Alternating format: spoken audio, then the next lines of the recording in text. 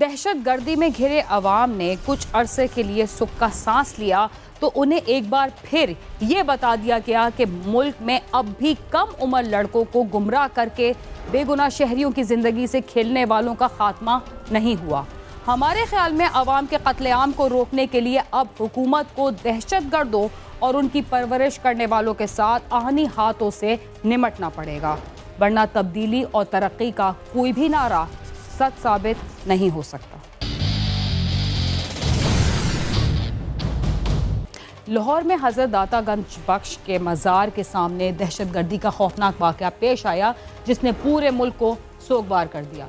दहशतगर्दी हमारे मुल्क समेत दुनिया के बेशतर ममालिक का सबसे बड़ा मसला है, लेकिन इसका सबसे बड़ा नुकसान हमें उठाना पड़ा।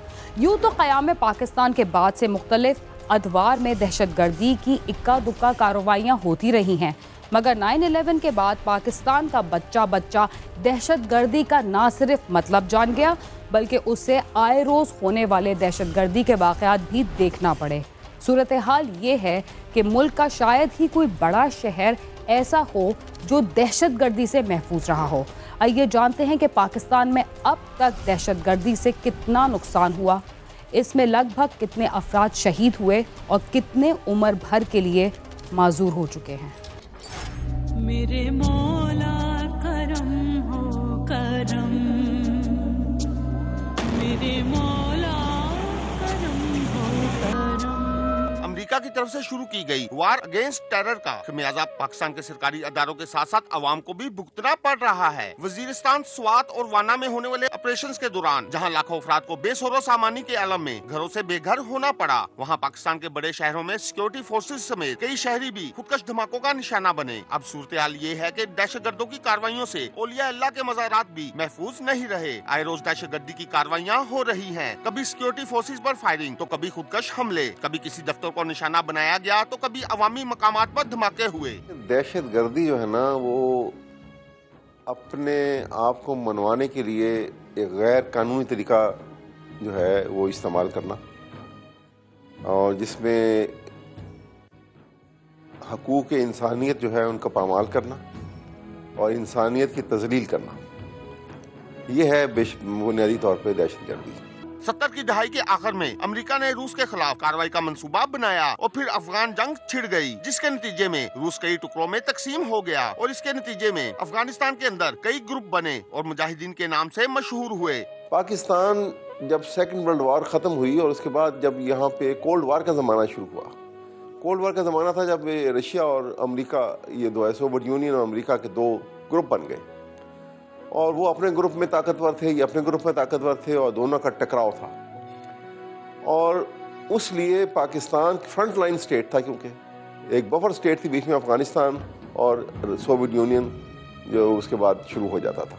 मगर 9/11 के वाक़े के बाद जब अमेरिका ने वार अगेंस्ट टेरर के नाम से अफगानिस्तान पर हल्ला बोला तो मुजाहिदीन के यही ग्रुप दहशतगर्द कहलाए जाने लगे और उन्होंने पाकिस्तान को निशाना बनाना शुरू कर दिया, जिसकी वजह से हजारों अफराद शहीद हुए। ये शिद्दत पसंद ग्रुप अब मजीद कई ग्रुपों में तकसीम हो चुके हैं, जो ना जाने पाकिस्तानी हुकूमत और अवाम से किस बात का इंतकाम ले रहे हैं। वो जो दहशतगर्द जो उन्होंने तैयार किए थे सोवियत यूनियन के खिलाफ लड़ने के लिए, और उनको उन्होंने असला दिया, तैयार किया, लड़ने के तरीके सिखाए, दहशतगर्दी के तरीके सिखाए, तो उन्होंने उसी सोच से, क्योंकि जब उनकी सोच इतनी छोटी थी और वो इतने इमेच्योर थे इंटेलेक्चुअली, तो उन्होंने वो दहशतगर्दी को एक एक्सट्रीमिज़म की बुनियाद के ऊपर पाकिस्तान के अंदर ही इस्तेमाल करने के लिए उन लोगों को ही इस्तेमाल किया, जिसमें एक इंटरनेशनल जू लॉबी थी, उसमें इंडिया शामिल था और उसके अंदर खुद CIA और दूसरे ममालिक थे जो पाकिस्तान को एक बहुत मजबूत मुल्क नहीं देखना चाहते,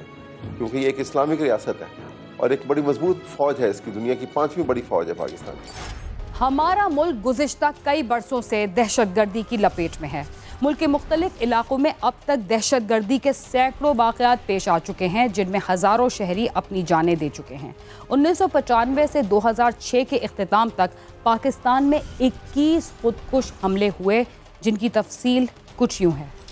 पाकिस्तान में पहला खुदकश धमाका 19 नवंबर 1995 को इस्लामाबाद में वाक़या मिस्री सफारतखाने में हुआ, जिसमें 14 अफराद हलाक हुए। दूसरा खुदकश हमला 6 नवंबर 2000 को कराची के एक अखबार के दफ्तर में हुआ और तीसरा खुदकश हमला भी कराची में हुआ, जहां 8 मई 2002 को एक होटल के बाहर फ्रांसीसी इंजीनियर समेत 17 अफराद हलाक हुए। 2002 में ही 14 जून को अमेरिकी कौंसलेट के बाहर खुदकश हमले में 12 अफराद हलाक हुए। 2003 में 4 जुलाई को कोयटा की इमाम बारगाह में 3 खुदकश हमलावरों ने धमाके किए, जिनमें 54 अफराद हलाक हुए। इसी साल 25 दिसंबर को साबिक सदर जनरल परवेज मुशर्रफ पर रावलपिंडी में हमला हुआ था, जिसमें 15 अफराद हलाक हुए थे। 29 जुलाई को वज़ीर-ए-आज़म शौकत अजीज पर अटक में एक हमला हुआ, जिसमें 7 अफराद हलाक हुए। 1 अक्टूबर को सियालकोट की इमाम बारगाह में धमाका हुआ, जिसमें 25 अफराद शहीद हुए। 2005 में 27 मई को इस्लामाबाद में हजरत इमाम बरी रहमतुल्लाह अलैह के मजार पर धमाका हुआ, जिसमें 28 अफराद शहीद हुए। और 30 मई को कराची की इमाम बारगाह में एक खुदकश धमाका हुआ, जिसमें 3 अफराद हलाक हुए। 2006 में 9 फरवरी को हंगू में 10 मुहर्रम के जुलूस में धमाका हुआ, जिसमें 40 अफराद हलाक हुए। पाकिस्तान में डिस्पैरिटी को जो इक्तिसादी जो है इकोनॉमिक डिस्पैरिटी को मिनिमाइज कम से कम किया जाए, और हुकूमतें जो हैं वहाँ से करप्शन को हम खात्मा नहीं करेंगे तो किसी सूरत हम दहशतगर्दी को ख़त्म नहीं कर सकते, क्योंकि एक तरफ पैसे का अंबार लगा हुआ है, एक तरफ गुर्बत की इंतहा है। तो जब इतनी बड़ी डिस्पैरिटी होगी तो वहाँ दहशतगर्दी को रोका ही नहीं जा सकता। 2007 से लेकर 2016 तक मुल्क भर में होने वाले खुदकुश धमाकों से हज़ारों अफराद हलाक और ज़ख्मी हुए। ऐसे ही खौफनाक धमाकों और दहशतगर्दी के वाक़यात में साबिक वज़ीर आज़म बेनज़ीर भुट्टो भी शहीद हो गई थी। सिर्फ साल 2007 के दौरान हमारे मुल्क में 29 खुदकुश हमले हुए थे। साल 2007 में 29 खुदकश हमले हुए, जिनमें बेनज़ीर भुट्टो को 2 बार निशाना बनाया गया। पहले 8 अक्टूबर को कराची में बेनज़ीर भुट्टो के काफिले को निशाना बनाया गया, जिसमें 139 अफराद शहीद हुए। और इसी साल 27 दिसंबर को रावलपिंडी में उन पर दूसरा हमला हुआ, जिसमें वो शहीद हो गयी। पाकिस्तान की जड़ें जो हैं वो खोखली की जा रही हैं और दहशतगर्द को इस्तेमाल किया जाता है अपने मकासद के लिए, और जहाँ पे वो तमाम ताकतें जो पाकिस्तान की दुश्मन है वो उसको इस्तेमाल करती हैं। और इसमें बिलखसूस जहाँ हम इंटरनेशनल जियो लॉबी की बात करते हैं तो सबसे बड़ा इस वक्त पाकिस्तान का जो दुश्मन है वो इंडिया है।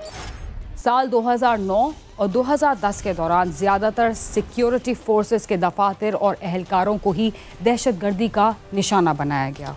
साल 2009 में पेशावर की एक मार्केट में खुदकश धमाका हुआ, जिसमें 125 अफराद हलाक हुए। 7 और 9 दिसंबर को लाहौर में होने वाले धमाकों में 66 अफराद शहीद हुए। 30 मार्च को लाहौर में रेस्क्यू 15 और हसास इदारे के दफ्तर को निशाना बनाया गया। 6 जून को रेस्क्यू सेंटर इस्लामाबाद में खुदकश धमाका हुआ और 30 अगस्त को मंगोरा के पुलिस ट्रेनिंग सेंटर में खुदकश धमाका हुआ। इसके अलावा GHQ समेत मुल्क के दीगर इलाकों में भी दहशतगर्दों के हमले हुए। साल 2010 भी धमाकों के सिलसिले में बदतरीन साल साबित हुआ। 1 जनवरी को बन्नू में एक गांव के फुटबॉल स्टेडियम में होने वाले खुदकश हमले में 101 अफराद शहीद हुए। 8 अक्टूबर को कराची में हजरत अब्दुल्ला शाह गाजी रहमतुल्लाह अलैह के मजार पर धमाकों में 12 अफराद शहीद हुए। और 5 नवंबर को दर आदम खेल में नमाज जुम्मा के दौरान खुदकश धमाके में 70 अफराद शहीद हो गए। साल 2011 को अप्रैल के महीने में डेरा गाजी खान में वाक़या हजरत सखी सरवर रहमतुल्लाह अलैह के मजार पर खुदकश धमाकों में 50 अफराद शहीद हुए। और 13 मई को चारसदा में पुलिस ट्रेनिंग सेंटर के बाहर धमाके में 98 अफराद शहीद हुए। साल 2012 और 2013 में भी धमाके होते रहे। 10 जनवरी 2013 को कोयटा के एक स्नूकर क्लब में धमाके हुए, जिसमें 92 अफराद शहीद। और 16 फरवरी को कोयटा की ही एक मार्केट में धमाके से 90 अफराद शहीद हुए। 22 सितंबर को पेशावर के एक चर्च में धमाकों से 82 अफराद हलाक हो गए। साल 2014 के दौरान लाहौर में 2 नवंबर को वाघा बॉर्डर पर खुदकश धमाका हुआ, जिसमें 55 अफराद शहीद हुए। और 16 दिसंबर को पेशावर में आर्मी पब्लिक स्कूल पर हमला हुआ, जिसमें 154 अफराद शहीद हुए। इनमें 132 स्कूल के तुलबा थे। इसके अलावा भी दहशतगर्दी की कार्रवाइयाँ होती रही। इसमें इंडिया के खिलाफ अलावा और कौन मुनव्विज़ हो सकता है? वो अफगानिस्तान को इस्तेमाल करते हैं, ज़मीन उसकी वहाँ से लोगों को अंदर घुसेड़ते हैं, और इसका बेनिफिशियरी जो है वो इंडिया है, क्योंकि वो अपने दुश्मनी जो उसने पाकिस्तान से पहले दिन से मोल ली हुई है उसकी सेटिस्फेक्शन नहीं होती जब तक पाकिस्तान को कमज़ोर से कमज़ोर तब किया जाए। पाकिस्तान में खुदकुश हमलों का सिलसिला यूँ तो आज से कई साल पहले शुरू हो गया था, मगर बाद में इन हमलों की वजह से मुल्क का शायद ही कोई शहर होगा जो महफूज रहा हो। इसी दौरान पुलिस, फौज और दूसरे सरकारी एहलकारों ने इंतहाई बहादुरी से दहशतगर्दों के खिलाफ कार्रवाइयाँ जारी रखी और अमन व अमान की सूरत हाल इंतहाई बेहतर हो गई। मुल्क में दहशतगर्दी के सिलसिले में किए गए इक़दामात और उसके बाद की सूरत हाल के बारे में भी हम आपको बताएंगे, मगर यहाँ वक्त हुआ एक मुख्तसर से वक्फे का। तब तक आप समा के साथ ही रहिए।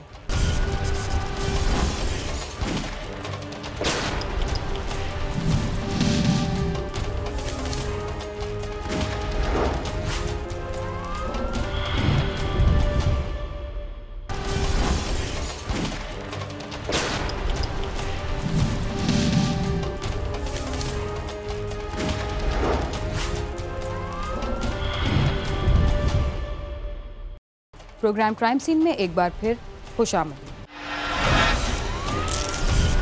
वक्फे से पहले हम आपको बता रहे थे कि मुल्क भर में खुदकुश हमलों और दहशतगर्दी का सिलसिला कब शुरू हुआ और इससे हमें कितना नुकसान उठाना पड़ा। साल 2017 से लेकर मौजूदा साल तक मुल्क में दहशतगर्दी और उससे निपटने की क्या सूरत हाल रही और इस दौरान दहशतगर्दी पर कितना काबू पाया जा सका, ये भी देखते हैं। 12 फरवरी इतवार के रोज कराची में समा फैमिली का एक मेंबर तैमूर अब्बास दहशतगर्दों की फायरिंग से शहीद हो गया और 13 फरवरी को लाहौर के माल रोड पर होने वाले खुदकश धमाके में 2 पुलिस अफसरान समेत 16 अफराद शहीद हो गए। 16 फरवरी को होने वाले दहशतगर्दी के वाक़ये ने पूरे मुल्क को हिलाकर रख दिया। इस रोज सेवन शरीफ में हजरत लाल शहबाज कलंदर रहमतुल्लाह अलैह के दरबार में होने वाले खुदकश धमाके में 75 से ज्यादा अफराद शहीद हो गए। 16 फरवरी को ही बलोचिस्तान के शहर अवारान में फौजी काफिले पर दहशतगर्दों के हमले में एक कैप्टन समेत 3 एहलकार शहीद हो गए।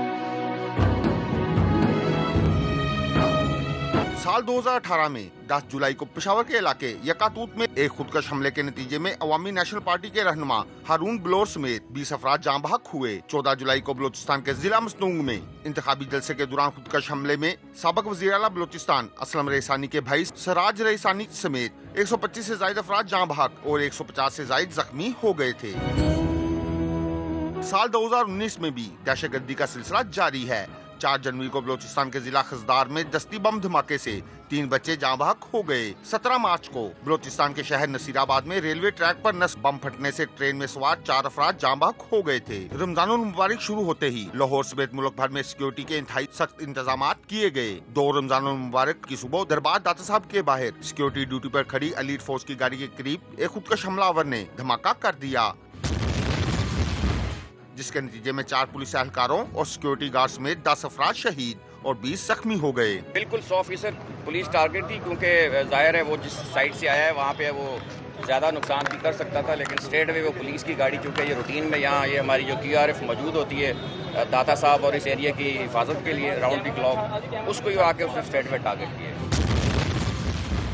दहशतगर्दी की रोकथाम और दहशतगर्दों के सहूलतकारों की गिरफ्तारी के लिए पूरे मुल्क में पुलिस और दीगर कानून नाफिज करने वाले इदारों की तरफ से कार्रवाइयाँ जारी हैं, जिसके तहत कॉम्बिंग और सर्च ऑपरेशंस का सिलसिला जारी है।